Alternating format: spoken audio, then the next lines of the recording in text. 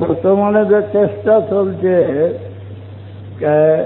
নবীর ওয়াসিলা ছাড়া সরাসরি আল্লাহর সঙ্গে সম্বন্ধ কায়েম করা, কোরআন শরীফের আয়াত মানল নি। হুয়াল্লাযী আরসালা রাসূলাহু বিল হুদা ওয়া দীনিল হক লিইয়ুযহিরাহু আলাদ দীনি কুল্লি। ইসলাম প্রচার কে করবে, শিক্ষা কে দিবে? আল্লাহ নিজে দিবেন না রাসূলুল্লাহ দিবেন? রাসূলুল্লাহকে যারা সরাই দিল এরা ইমান মুমিন থাকলো না এরা ইমান থাকি বাইরে চলে গেল? রাসূলুল্লাহ বলছেন একদল মানুষ ইসলাম থাকি আলোক বাইরে চলে যাবে। ইয়ামরুকুনা মিনাদ দীন কামরুকিস সাহম মিনার রামিয়া।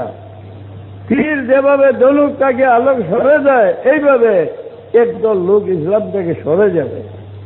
সীমাহুমুত তাহলিক না খারিজের দল। এই আকীদা বাংলাদেশে যারা প্রচার করতে চায় এরা সঙ্গে আমরা জিহাদ ঘোষণা করা দরকার কিনা?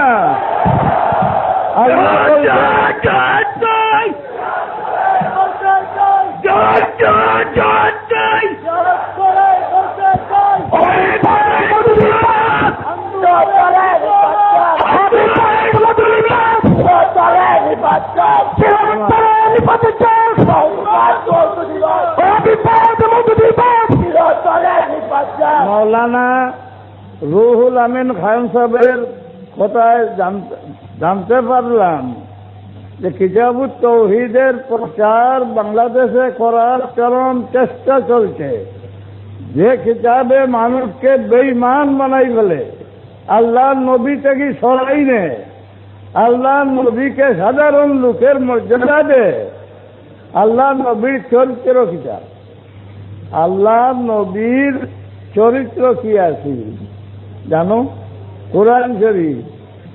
উম্মুল মুমিনিন হযরত আয়েশা সিদ্দিকা রাদিয়াল্লাহু আনহার কাছে যেগুলা সাহাবারা বলল যে ওগো মা, রাসূলুল্লাহর চরিত্র সম্পর্কে একটু আলোচনা করেন।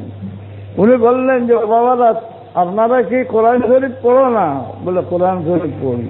বলে এই কোরআন শরীফ রাসূলুল্লাহর চরিত্র যে সিরাতুন নবী হইয়াছিলেন, কোরআন শরীফ সিরাতুন নবী ইলা আল্লাহ চরিত্রের মাঝে কেউ আসেন যে তান চরিত্র লৌহে মাহফুজ থাকি আল্লাহ নাজিল করতেন। এইভাবে শুনো আল্লাহ সৃষ্টির মাঝে কেউ আসেন। রাসূলুল্লাহ আমরা যখন মানুষ বেঈমান হয় এই সমস্ত মানুষরে আপনারা ধমাইবার চেষ্টা করো। আপনারা উপরে দায়িত্ব উম্মতে মুহাম্মদী আপনারা রাখাল, বুঝলে?